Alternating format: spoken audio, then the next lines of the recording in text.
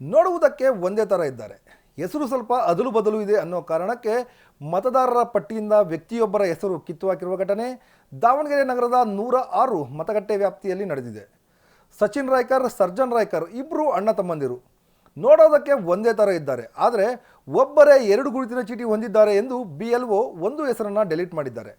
ಇದರಿಂದ ಇಬ್ಬರಲ್ಲಿ ಒಬ್ಬರು ತಮ್ಮ ಮತದಾನದ ಹಕ್ಕನ್ನು ಕಳೆದುಕೊಂಡಿದ್ದಾರೆ. ಇಬ್ಬರ ಎಪಿಕ್ ID ನಂಬರ್ ಬೇರೆ ಬೇರೆ ಇದ್ದರೂ ಅಧಿಕಾರಿಗಳು ಪರಿಶೀಲನೆ ಮಾಡದೆ ಹೆಸರು ಡೆಲೀಟ್ ಮಾಡಿದ್ದಾರೆ ಎಂದು ಕುಟುಂಬಸ್ಥರು ಆಕ್ರೋಶ ವ್ಯಕ್ತಪಡಿಸಿದ್ದಾರೆ. ನಮ್ಮದು ಪ್ರತಿ ಸಲ ಓಟು ಕಾವೇರಿ ಮಸ್ಕೂಲ್ 106 ಬೂತ್ ನಂಬರ್ಲಿ ಹಾಕೋದು ಸರ್. ಲಾಸ್ಟ್ MLA ಎಲೆಕ್ಷನ್ ಕೂಡ ಹಾಕಿದ್ದೀವಿ. ಇವತ್ತು ಬೆಳಗ್ಗೆ ಬಂದು 10 ಗಂಟೆಗೆ ಬಂದಾಗ ಡಿಲೀಟ್ ಆಗಿದೆ ಅಂತ ಹೇಳಿದ್ರು ಸರ್. ನಾನು ಯಾವ ಬೇಸ್ ಮೇಲೆ ಡಿಲೀಟ್ ಮಾಡಿದೆ ಅಂತ ಒಳಗೆ ಎಲೆಕ್ಟ್ರಲ್ ಆಫೀಸಿಗೆ ಕೇಳೋಕೆ ಹೋದೆ. ಅವ್ರು ಮೇಡಮ್ ಅಂದರು ಇಲ್ಲ BLO ಕೇಳಿ ಅಂದರು. BLO ಹೇಳ್ತಾರೆ ಇಲ್ಲ ನಿಮ್ಮ ಬ್ರದರ್ದು ನಿಮ್ಮದು ಫೋಟೋ ಸೇಮ್ ಇತ್ತು, ಡಿಲೀಟ್ ಮಾಡಿದೆ ಅಂತಾರೆ. As an educated BLO officer, ಒಬ್ಬನು ಗೌರ್ಮೆಂಟ್ ಅಂಡರ್ ತೊಗೊಂಡಿರೋನು ಗ್ರೇಡ್ B ಆಫೀಸರ್ಸು ಒಬ್ಬ ಎಜುಕೇಟೆಡ್ ಆಗಿ ಒಂದು ಎಪಿಕ್ ನಂಬರ್ ನೋಡಿದೇನೆ ಫೋಟೋ ಮುಖಾಂತರ ಹೆಂಗೆ ಡಿಸೈಡ್ ಮಾಡಿದ್ರು. ಡಿಸೈಡ್ ಮಾಡೋಕ್ಕಿಂತ ಮುಂಚೆ ಸೈಟಿಗೆ ಅಥವಾ ಮನೆಗೆ ಬಂದು ಅವ್ರು ಪ್ರೂಫ್ ಚೆಕ್ ಮಾಡ್ಕೊಂಡ್ರೆ ನಮ್ಮ ಒಂದೇ ಮನೇಲಿ 4 ಜನ ಓಟಿದೆ, ಅದ್ರಲ್ಲಿ 3 ಜನ ಪ್ರೆಸೆಂಟ್ ಇದ್ದಾರೆ, ಒಬ್ಬನು ಡಿಲೀಟ್ ಅಂತ ನನಗೆ ಮಾಡಿದ್ದಾರೆ. ನಾವು ಕೇಳಿದರೆ ನಮ್ಮ ಅಣ್ಣಂದು ನಿಮ್ಮದು ಫೋಟೋ ಸೇಮ್ ಇತ್ತು, ಹಾಗಾಗಿ ನಾವು ಒಂದು ಡಿಲೀಟ್ ಮಾಡಿದೆ ಅಂದ್ರಲ್ಲ. ಅವ್ರು ಯಾವ ಬೇಸಿಸ್ ಮಾಡಿದ್ರು. ನನ್ನ ಹೆಸರು ಸಜ್ಜನ್ ಕೆರೋಯ್, ನಮ್ಮ ಅಣ್ಣ ಸಚಿನ್ ಕೆರೋಯ್.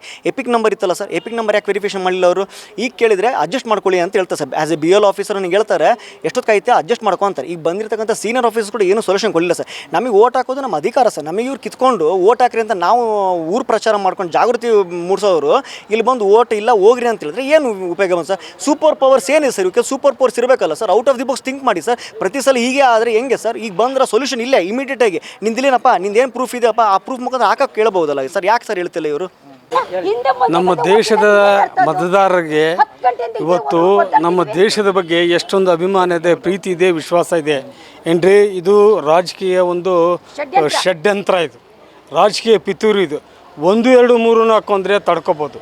ಸುಮಾರು 40-80 ವೋಟ್ಗಳು ಇವತ್ತಿನ ದಿವಸ ವೋಟರ್ಸ್ ಲಿಸ್ಟ್ನಲ್ಲಿ ಅವ್ರ ಹೆಸರಿಲ್ಲ ಅಂದರೆ purposely they have removed and deleted the names of the public in the voter list. ಇವತ್ತು ನಮ್ಮ ತಾಯಂದಿರುಗಳು ಬೆಂಗಳೂರಿಂದ ಬಂದು ಇವತ್ತಿನ ದಿವಸ ವೋಟ್ ಹಾಕೋದಕ್ಕೆ ಬಂದಿದ್ದಾರೆ. ನಮ್ಮ ತಾಯಂದಿರುಗಳು ಮನಸ್ಸಿಗೆ ಎಷ್ಟು ನೋವಾಗಿದೆ ಗೊತ್ತಾ ಇವತ್ತು. ಇದು ಮಾನ್ಯ ಜಿಲ್ಲಾಧಿಕಾರಿಗಳಲ್ಲಿ ನಾನು ರಿಕ್ವೆಸ್ಟ್ ಮಾಡ್ಕೊಳೋದು ಏನು ಅಂತಂತಂದರೆ, ಈ ಕೂಡಲೇ ಇವರಿಗೆ ಕಾನೂನಿನ ಚೌಕಟ್ಟಿನಲ್ಲಿ ಇವ್ರಿಗೆ ಪುನಃ ವೋಟ್ ಹಾಕೋದಕ್ಕೆ ಚಾಲೆಂಜ್ ವೋಟ್ ಇರ್ಬೋದು, ಬೇರೆ ಯಾವುದೇ ಇರ್ಬೋದು, ಹಾಕೋದಕ್ಕೆ ಅವಕಾಶ ಮಾಡಿಕೊಡ್ಬೇಕು ಅಂತ ಹೇಳಿಬಿಟ್ಟು ನಾನು ಮಾನ್ಯ ಜಿಲ್ಲಾಧಿಕಾರಿಗಳಲ್ಲಿ ನಾನು ಬೇಳ್ಕೊಳ್ತೇನೆ. ನಾವು ಗೌರ್ಮೆಂಟ್ ಎಂಪ್ಲಾಯ್ ದುರ್ಗದಲ್ಲಿ ನಾವು ಎಲೆಕ್ಷನ್ ಡ್ಯೂಟಿ ಮಾಡಿದ್ದೀವಿ. ಅಲ್ಲಿ ದುರ್ಗದಲ್ಲಿ ಪ್ರತಿ ವರ್ಷ ಪೋಸ್ಟಲ್ ಬ್ಯಾಲೆಟ್ ಹಾಕ್ತಿದ್ವಿ. ಈ ಸಲ ಇಲ್ಲೇ ಹಾಕಬೇಕು, May 6 ಇರೋದ್ರಿಂದ ಇಲ್ಲಿಗೆ ಬಂದಿದ್ದು. ಸೊ ಇಲ್ಲಿ ಇವತ್ತು ನಮ್ಮದು ಡಿಲೀಟ್ ಆಗೋಗಿದೆ, ಇಲ್ಲವೇ ಇಲ್ಲ, ಸಿಕ್ಕಿಲ್ಲ, ಅವಕಾಶ ಸಿಕ್ಕಿಲ್ಲ. ಸೊ ಇದು MP ಎಲೆಕ್ಷನ್ಗೆ ಅವಕಾಶ ಸಿಕ್ಕಿಲ್ಲ ಅಂದರೆ ಅರ್ಥ ಏನದು ಅಲ್ವಾ? ನಾವು ರೆಗ್ಯುಲರಾಗಿ ನಾವು ಇನ್ನೊಬ್ಬರಿಗೆ ಓಟ್ ಹಾಕಿ ಅಂತ ಹೇಳೋವಂಥ ನಮಗೆ ವೋಟಿಂಗ್ ಅಥಾರಿಟಿ ಇಲ್ದಂಗೆ ಆಗಿದೆ. ಇದನ್ನು ಸರಿ ಮಾಡೋಕ್ಕೆ ಆಪ್ಷನ್ನು ಇಲ್ಲದೆ ಇರೋ ರೀತಿಯಲ್ಲಿ ಆಗೋಗಿದೆ. ಅದೇ ಅದು ಆನ್ಲೈನಲ್ಲಿ ಹಾಗಾಗಿ ಅದು ಒನ್ಸ್ ಲಾಕ್ ಆಯಿತು ಅಂದರೆ ಓಪನ್ ಆಗೋದಿಲ್ಲ. ಈಗ ನಾವು ವೋಟಿಂಗ್ ಅಥಾರಿಟಿ ಇಲ್ಲೇ ಇಲ್ಲ, ಅವ್ರು ಹೇಳೋದ್ರಲ್ಲೂ ಅದಿದೆ. ಲಾಕ್ ಆಗಿದೆ ಅಂದಮೇಲೆ ಈಗ ಹಾಕಕ್ಕೆ ಬರೋಲ್ಲ. ಬಟ್ ಅದು ಅವ್ರ ಮಿಸ್ಟೇಕು. ಅದಕ್ಕೆ ಸೊಲ್ಯೂಷನ್ ಏನೀಗ? ಇಷ್ಟೊಂದು ಜನದ್ದು ಡಿಲೀಟ್ ಆಗಿದೆ ಅಂದರೆ ಒಬ್ಬರದೋ ಇಬ್ಬರದೋ ಅಂದರೆ ಏನೋ ಮಿಸ್ಟೇಕಿಂದ ಆಗಿದೆ ಬೈ ಚಾನ್ಸ್ ಆಗಿದೆ ಅನ್ಬೋದು. 40 ಜನದ್ದು ಹಿಂಗೆ ವೋಟ್ ಹೋಗಿದೆ ಅಂದರೆ ಅರ್ಥ ಏನು? ಸೊಲ್ಯೂಷನ್ನೂ ಇಲ್ಲ, ವೋಟಿಂಗ್ ಅಥಾರಿಟಿನೂ ಇಲ್ಲ ಅಂದರೆ ನಾವು ಈ ಸಿಟಿಸನ್ಸಾ, ಇಂಡಿಯಾ ಸಿಟಿಸನ್ ಅನ್ನೋದಕ್ಕೇನಿದೆ ಪ್ರೂಫು? ವೋಟಿಂಗ್ ಅಥಾರಿಟಿನೇ ಇಲ್ಲ ಅಂದರೆ ಈಗ ಅಲ್ಲ. ಇದು ಆ್ಯಕ್ಚುಲಿ ನಾವು ಈ ಡಿಲೀಟ್ ಹೋಗಿದೆ, ಅದು ಲಾಕ್ ಆಗಿದೆ, ಅದಕ್ಕೆ ಸೊಲ್ಯೂಷನ್ ಇಲ್ಲ.